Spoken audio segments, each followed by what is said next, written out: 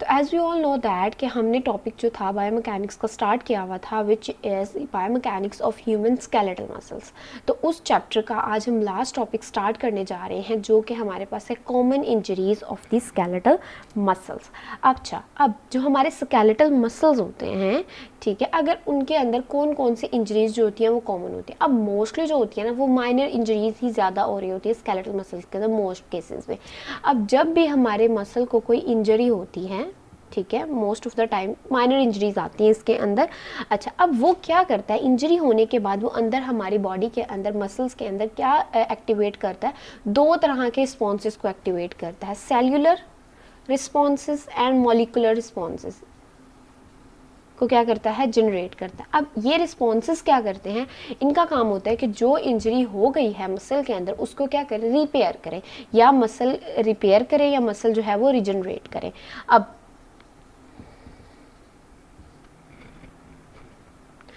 जो muscle regeneration है या मसल जो रिपेयर है वो किस हद तक जो है वो पॉसिबल। अब फॉर्चुनेटली हमारे मसल्स के अंदर प्रेजेंट होते हैं स्टेम सेल्स। आपको जैसे पता है स्टेम सेल्स ऐसे सेल्स होते हैं जो कि क्या करते हैं, किसी भी पार्ट को रीजनरेट कर लेते हैं, यानी उनके पास एबिलिटी होती है कि वो उस पार्ट को दोबारा से रीजनरेट कर ले अगर इंजरी हो रही है।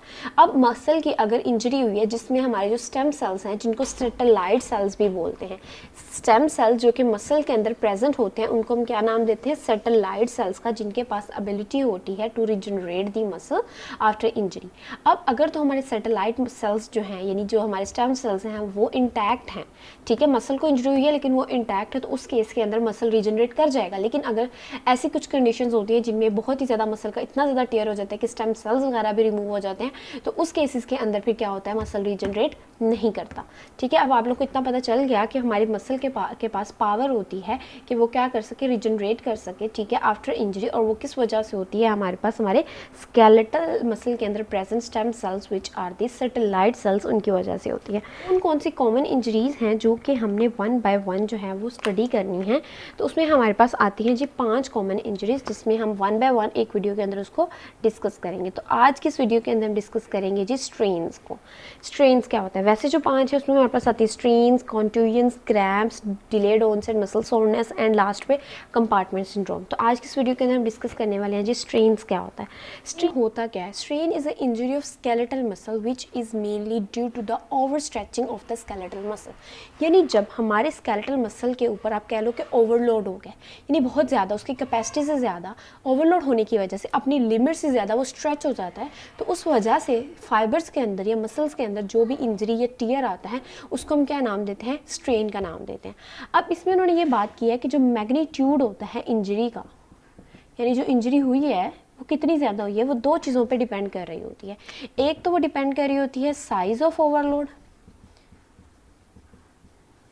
और दूसरा इस पर डिपेंड कर रही होती है रेट ऑफ ओवरलोड। यानी इन 2 चीज़ों के ऊपर डिपेंड कर रही होती है कि इंजरी का मैग्नीट्यूड कितना होगा। अच्छा, अब उन्होंने यहाँ पे हमारी बुक के अंदर एग्जाम्पल दी हुई है किसकी, हैमस्ट्रिंग मसल्स की। अब हैमस्ट्रिंग मसल्स ऐसे हमारी बॉडी के मसल्स होते हैं जो कि मोस्ट फ्रिक्वेंटली जिनके अंदर स्ट्रेन आता है, और पर्टिकुलरली किन के अंदर आता है, एथलीट्स के अंदर। ठीक है, अब इसकी वजह ये है कि अच्छा, अब उन्होंने लिखा हुआ है कि एथलीट्स के हैमस्ट्रिंग जो होते हैं उनको सबसे ज़्यादा स्ट्रेन। अब एथलीट्स जो होते हैं वो कुछ ऐसी एक्टिविटीज़ के अंदर इन्वॉल्व हो रहे होते हैं जिनकी वजह से हैमस्ट्रिंग के ऊपर बहुत ज़्यादा स्ट्रेच आ रहा होता है, बहुत ज़्यादा लोड आ रहा होता है, जिसकी वजह से हैमस्ट्रिंग का टेयर हो जाता है।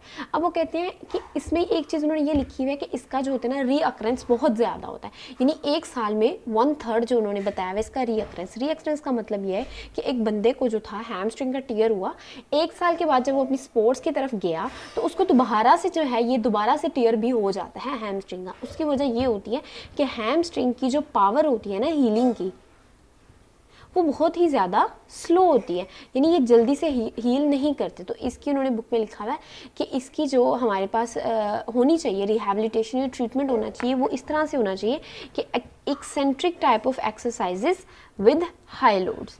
एक्सेंट्रिक ऐसी कौन सी एक्सरसाइजेज होती हैं, हमने पहले भी बहुत अच्छे से पढ़ा है, यानी जिसके अंदर हमारा मसल क्या कर रहा है, एलोंगेट कर रहा है, लेंथन हो रहा है। ठीक है, तो इस तरह की जो है वो कहते हैं कि एक्सरसाइजेज को ट्रीटमेंट प्लान को देना चाहिए हैमस्ट्रिंग की ट्रीटमेंट के लिए। अच्छा, अब आप लोगों को पता लगे स्ट्रेन होता क्या है, इंजरी किन चीज़ों पर डिपेंड करती है, एग्जाम्पल भी हमने देख ली। अब आगे हमने जो चीज़ देखनी है that is classification of strain. अच्छा, अब जो क्लासिफिकेशन है वो क्या है?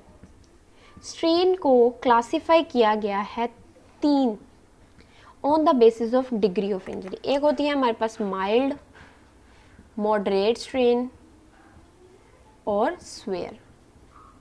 First degree, second degree, third degree भी बोला जाता है। अच्छा, अब माइल्ड, माइल्ड का मतलब ये है कि इसके अंदर जो हमारे पास स्ट्रक्चरल डैमेज होता है ना, वो बिल्कुल ना होने के बराबर होता है, यानी मिनिमल स्ट्रक्चरल डैमेज होगा,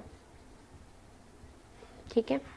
लेकिन इसके अंदर जो होता है वो क्या होता है, पार्शियल टीयर हो जाता है हमारे मसल के टिश्यूज़ का ना, पार्शियल टीयर, ठीक है, कंप्लीटली नहीं बल्कि पार्शली टीयर हो जाएगा मसल टिश्यूज़ का।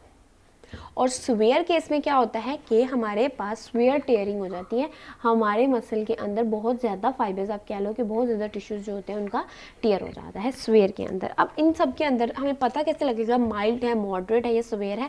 ये हम देखेंगे कि इसके on the basis of symptoms, यानी पेशेंट को जो है वो क्या सिम्टम्स शो हो रहे हैं। अब एक बंदे को अगर माइल्ड स्ट्रेन हुआ है तो उसको किस तरह की फीलिंग आएगी? उसको जो है ना अपने मसल्स के अंदर टाइटनेस की फीलिंग आएगी, ठीक है। उसे लगेगा मेरे मसल बहुत ज़्यादा टाइट हो गए हैं, या उनको अपने मसल के अंदर टेंशन जो है ना वो थोड़ी बड़ी भी लगेगी, ठीक है, दैट्स इट।